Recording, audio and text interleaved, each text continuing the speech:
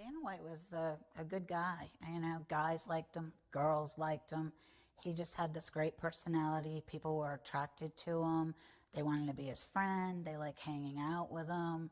Our family was very close. We did a lot of things together. Dana, when I first moved back to Boston, he came back and lived with me for a while back there. Even back then, you know, he'd be down at a bar with a friend or something, and he'd call me up and go, "Mom, we're having a beer down at, you know, so and so's bar. Come on down and have a beer with us." I wrote this book because I don't like the person Dana's become. And the thing that pushed it over the edge for me was when his grandmother got sick and died this summer.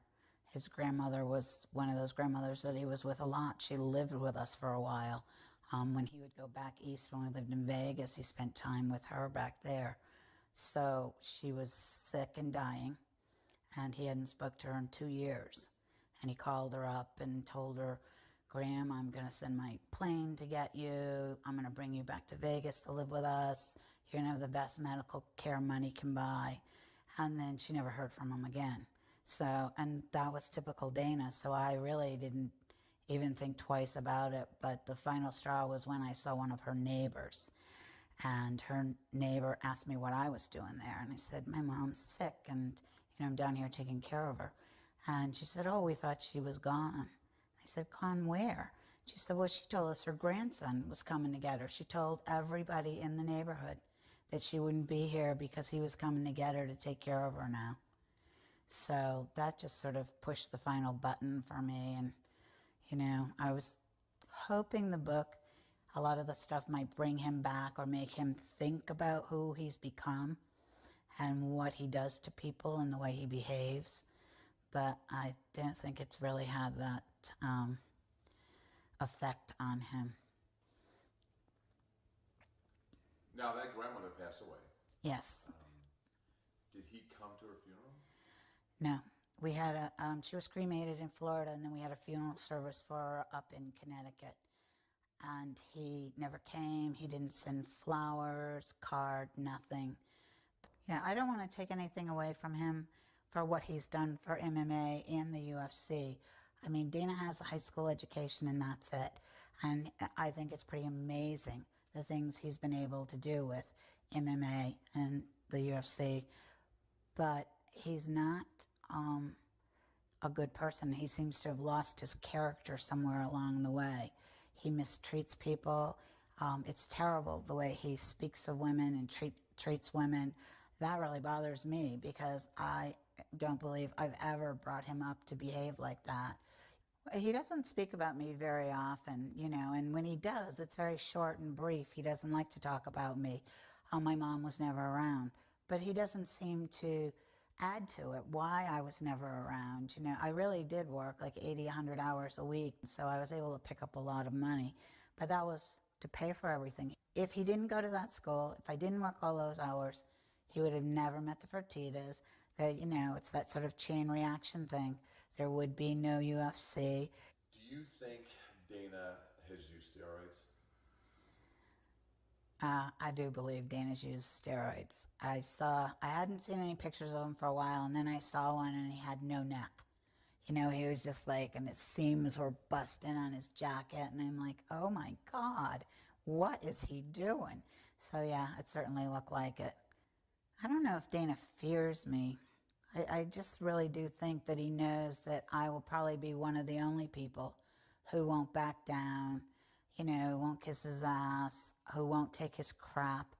I'm his mom and I should never have to. And he knows I never would. He did in one interview say we're a lot alike. I have a hard time with Dana's marriage, I guess you could call it, because I am a believer.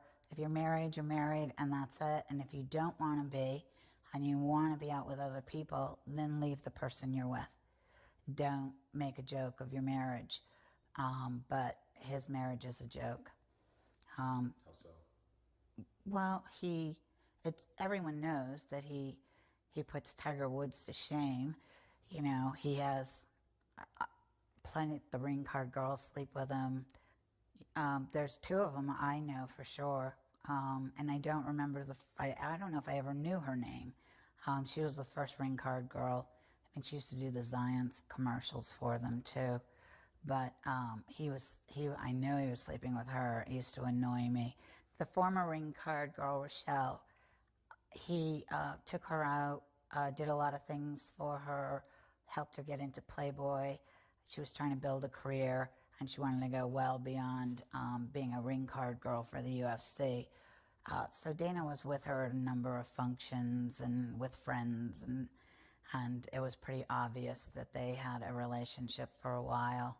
Yeah, he slept with his sister-in-law in my house, which made me absolutely furious.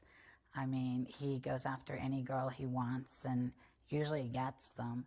So his wife they're constantly fighting.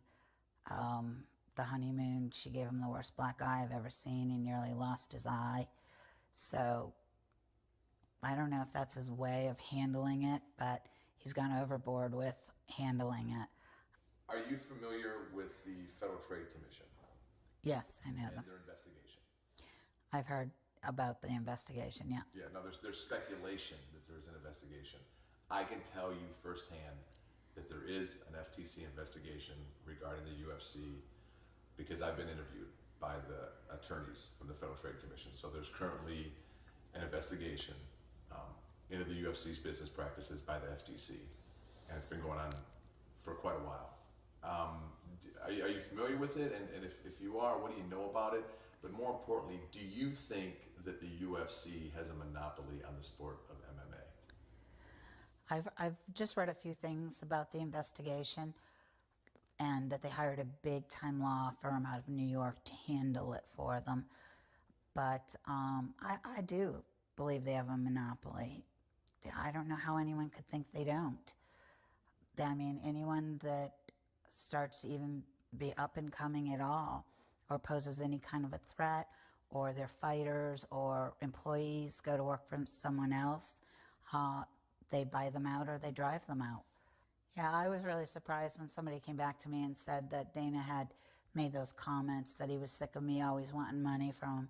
I have never, ever asked Dana for money, ever. I pay my own bills.